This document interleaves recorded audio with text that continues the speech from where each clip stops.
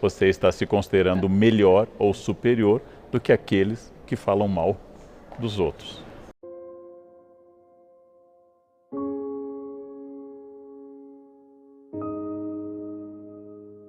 Ao falar mal de alguém, imediatamente eu começo a estabelecer o fato que eu e você, ao falarmos de uma terceira pessoa, estamos estabelecendo uma aliança. Nós não somos aquela terceira pessoa.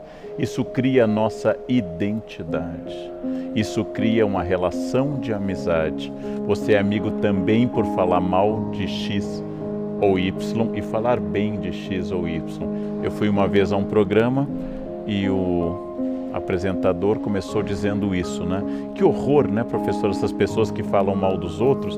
E eu disse exatamente, você ao falar dessas pessoas está fazendo detração, ou seja, você está se considerando melhor ou superior do que aqueles que falam mal dos outros. Professor Carnal, você acha que a internet, de certa forma, turbinou isso aí? Turbinou porque ela atomizou a possibilidade de todos se tornarem autores.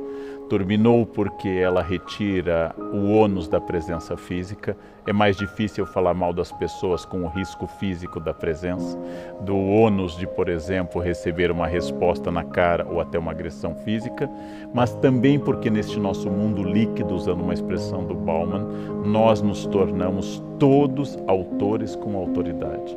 Por exemplo, no momento que eu abro uma conta no Facebook, automaticamente eu ganho um diploma de jurista especializado em Constituição, apto a emitir opinião sobre impeachment abalizada ao lado dos maiores constitucionalistas do Brasil, porque eu tenho conta no Face. No momento que eu tenho o acesso à internet, eu posso emitir opiniões sobre medicina, educação e história. E se alguém me disser que está errado, eu digo, é sua opinião. Há poucos dias eu emiti uma opinião sobre o abandono que o Reino Unido está fazendo da União Europeia. Um menino de 14 anos me respondeu, você está completamente equivocado. E eu pensei, a mãe dele era virgem e eu já publicava livros sobre o tema. E ele diz que eu estou equivocado. É claro que eu posso estar equivocado. E idade não é um argumento, senão os argumentos da Rainha Elizabeth seriam superiores aos da média dos ingleses.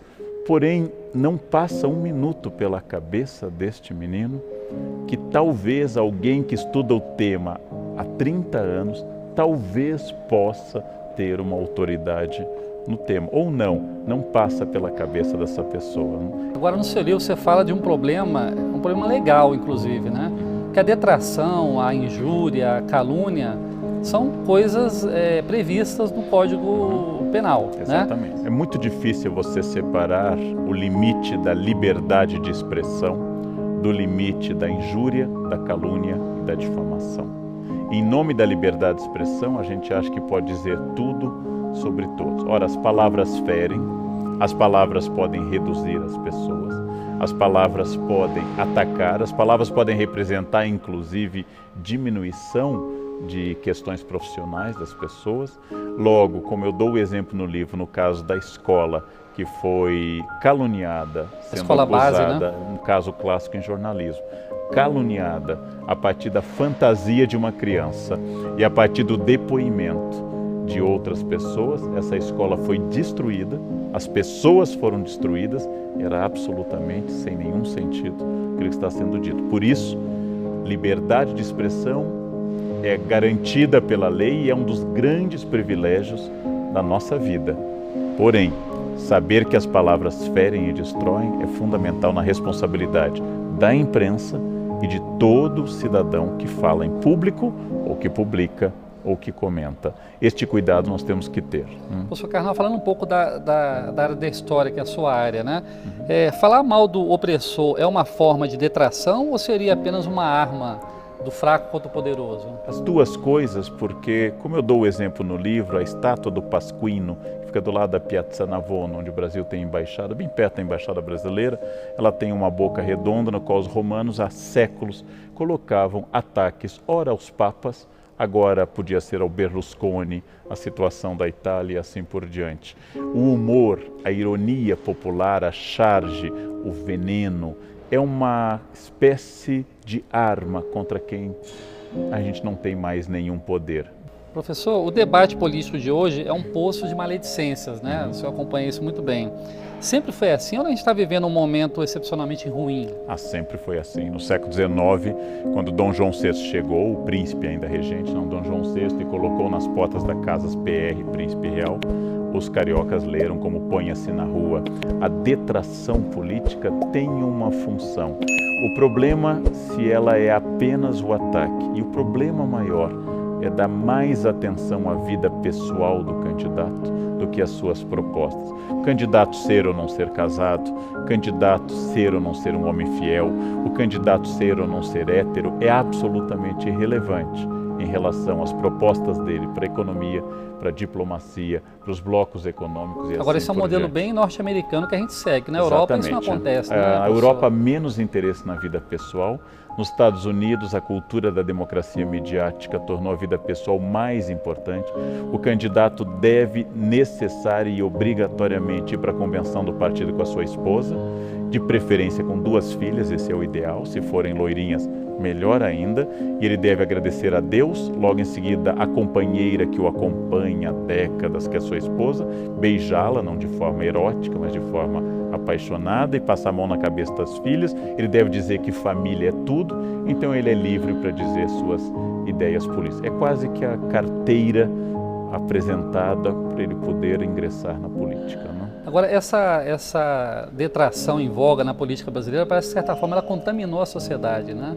Essa história do Fla-Flu, como é que o senhor analisa a forma como as pessoas se tratam hoje? Pessoas que têm diferença política e se tratam sempre de forma detratando um ao outro, caluniando um ao outro. Nós sempre fomos detratores, essa é uma característica. Ulisses Guimarães chamou a junta militar de 1969 de os 3 patetas. Não era uma análise política, não era uma referência ao Moe, ao Larry, ao Joe, como uma tentativa de estabelecer uma proximidade com essas personagens. Porém, a detração é uma questão e é uma questão importante. A outra é o debate de Fla-Flu, nós e os outros, a adjetivação estúpida que tomou conta, porque ela não faz avançar o debate político. Na medida em que cada lado apenas adjetiva, cada lado apenas diz você é o mal e eu sou o bem, nós não temos um acordo político. Nós temos no Brasil desconfiança de 2 instrumentos. Não é que nós não possamos ter essa desconfiança, mas nós temos. Uma é o mercado como instância reguladora das coisas, e a outra é a política como instância onde eu possa resolver os problemas. Nós gostamos mais da força, da intervenção, do Estado e da fofoca. Acreditar na política como uma instância de harmonização é mais difícil entre nós. Dá mais trabalho, né? Dá muito mais trabalho, né? Professor, muitas vezes a fofoca ela é irracional, né? O senhor até comenta isso no seu livro. Ela não se dobra nem mesmo diante da realidade. Sim. Você mostra a realidade e a pessoa continua dizendo que a verdade é a fofoca dela. Como explicar isso? Porque ela responde a forças que a gente chamaria de atávicas, primitivas, tradicionais. Então, por exemplo, nós historicamente fomos governados por presidentes quase sempre acima do peso. De repente, uma presidente mulher está acima do peso e as pessoas comentam mais isso, que não comentavam nem nas barrigas proeminentes de Lula e seus antecessores. Por quê? Porque é mais atávico falar da forma física feminina do que a masculina. Essa cobrança é muito sobre a mulher. Isso é muito atávico, é a coisa mais forte que tem em nós, apelar aos estereótipos, aos arquétipos, a tudo aquilo que nos ensinaram indiretamente. Aquele aprendizado que eu tive no banco de trás do carro, quando meu pai dirigia, eu era criança e gritava, tinha que ser mulher. Essa tradição misógina, tradição de desconfiança do feminino, ela é muito forte entre nós. Logo, é preciso analisar objetiva e criticamente. Mas o senhor diz no seu livro também que toda detratação fala mais do detrator do que do alvo da sua mentira, né? O senhor poderia explicar melhor essa forma de projeção, vamos dizer assim? Toda detração, então, ela tem como objeto alguém, mas toda vez que eu aponto o dedo para alguém, há 3 dedos apontados para mim. Teoria psicanalítica básica freudiana. Quando Pedro fala de Paulo, Pedro fala mais de Pedro do que de Paulo. Se eu lhe acuso de alguma coisa, obviamente essa coisa encontrou um eco em mim, difícil de ser resolvida. Por exemplo, homofobia, como querem os psicanalistas, é sempre o choque entre dois homossexuais, o que aceita sua sexualidade e o que não aceita, e por isso ataca.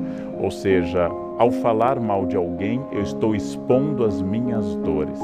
Ao falar mal de alguém, eu estou dizendo, nossa, fulano é muito burro, fulano não tem estudo, fulano se tornou presidente, mas é muito burro. Bom, se ele é burro e se tornou presidente, você é genial e é gerente apenas dessa lojinha, alguma coisa está errada em relação ao cargo. Ou seja, é uma maneira de catarse. Catarse é um conceito aristotélico, no qual eu transfiro essa energia para este campo. Ou seja, falar mal é uma forma de falar do que me dói, do que me incomoda. Por isso, nós deveríamos ter um pouco de cuidado, porque é quase um raio-x da nossa alma. Quase toda detração ela embute alguma forma de preconceito, né?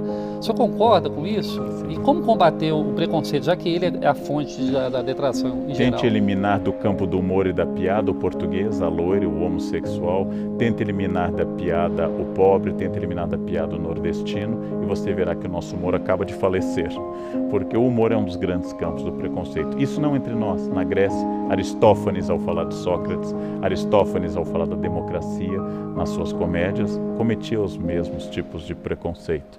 Então, o preconceito é um dos elementos que estabelece uma tentativa de aliança entre mim e o outro.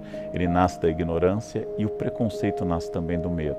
Se eu tivesse que achar um pai e uma mãe para o preconceito, um é a falta de conhecimento e o outro é a angústia do medo.